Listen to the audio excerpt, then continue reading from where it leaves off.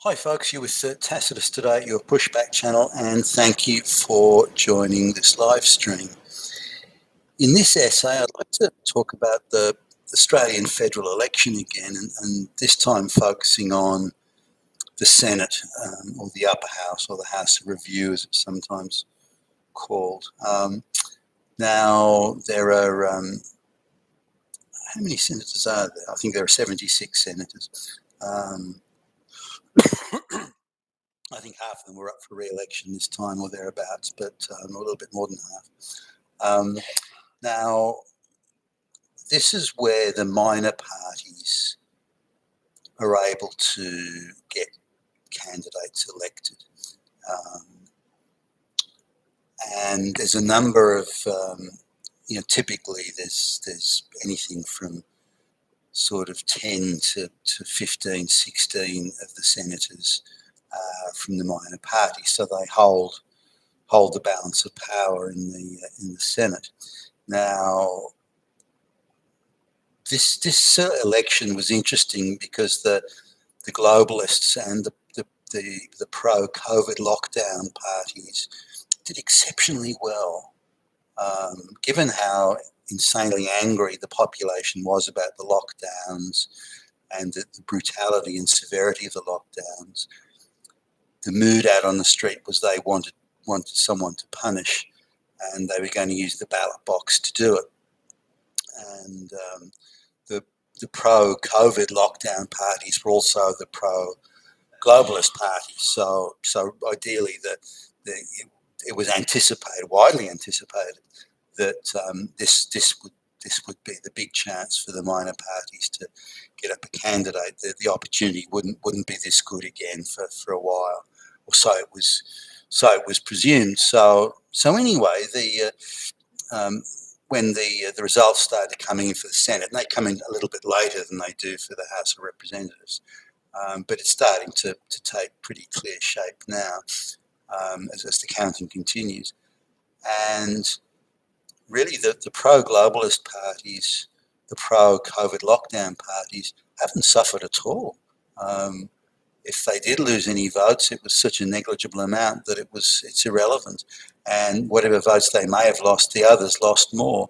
Now, there were some quite high-profile centre-right candidates that were standing for election for the Senate, and some of them did so badly that they got less votes than some obscure animal welfare group, or some the marijuana should be free party and things like that. These are tiny splinter parties with no known candidates, no known presence, no budget to spend on advertising, and yet some of these centre-right candidates, not only were they high profile, but they had pretty decent budgets to run adverts, and they were getting gigs on some of the political talk shows and things like that.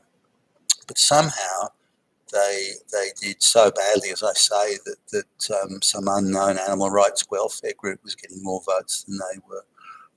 Even a very well-known, very high-profile candidate who you'd think would romp in the elections, for some reason, very strangely, they're getting hardly any votes. They're just meanwhile, the candidates, say for the Green Party, who were again unknown, absolutely fucking useless, in my opinion, absolutely laughable in terms of their stupidity and low IQ, and yet they got very substantial votes. And looks like at this stage it's about an even bet that the Green Party in Australia will hold outright will hold the balance of power. So there's no sharing it with any other senators or any other parties. Now, there was one party that had quite a good, I thought, very well argued political platform. They'd certainly done the heavy lifting on the policy side of things. They'd been very outspoken against the COVID lockdowns. They're outspoken against globalisation, and they had again some really high-profile candidates running. And I thought as many others did, that their moment had arrived, that they were going to do very well at this election. Yet strangely, they did very badly. They got almost a handful of votes. So a couple of the high-profile candidates they barely registered any numbers at all. That's astonishing.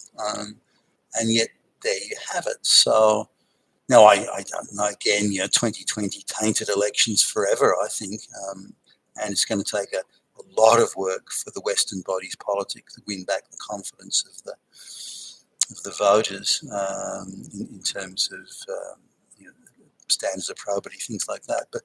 But I find this very hard to accept. Non-entities with no budget and who did no campaigning do very well. High-profile candidates with a good budget and did a lot of campaigning get hardly any votes at all at a time when and there's a lot of people who are mightily pissed off about the COVID and the lockdowns, and they do want to punish somebody. Somehow that vote just never materialised. Instead, these people that are supposedly angry about COVID and so on went and voted for exactly the parties that were the keenest and the most brutal in pushing and enforcing COVID, and the same parties that are pushing mass migration into the West and so on, destroying our country and our way of life, and they're the ones that seem to get all the votes. I mean, it's hard to accept, really. Now, if these other high-profile candidates that were against COVID lockdowns and wanted to again punish the major political parties, any voice that was against the major political parties did badly. Any political voice against them did badly in the election. Now, I just don't buy that. I guess it's possible, but it seems very strange to me. So anyway, it appears that the pro-globalist, the pro-radical climate change, the pro-mass migration, the pro-transgender bathrooms, pro-radical feminism parties will have an absolute control over the political system, strangely, just like they do in the United States. I mean, it's just a coincidence, I'm sure, but there you go. And I don't know. For me, it's a cause for concern. I just can't see it how it would have panned out this way. What, zero protest vote against the COVID lockdowns? And I mean zero protest vote. I don't accept that. There's a lot of people very angry. Hundreds upon hundreds of thousands have had their businesses destroyed. They're in debt up the kazoo. They've lost their jobs. They've suffered horribly because of the COVID lockdowns, and not one of them had a protest vote. No, don't buy it. You've been with Tacitus today, your Pushback Challenge. Thank you for listening.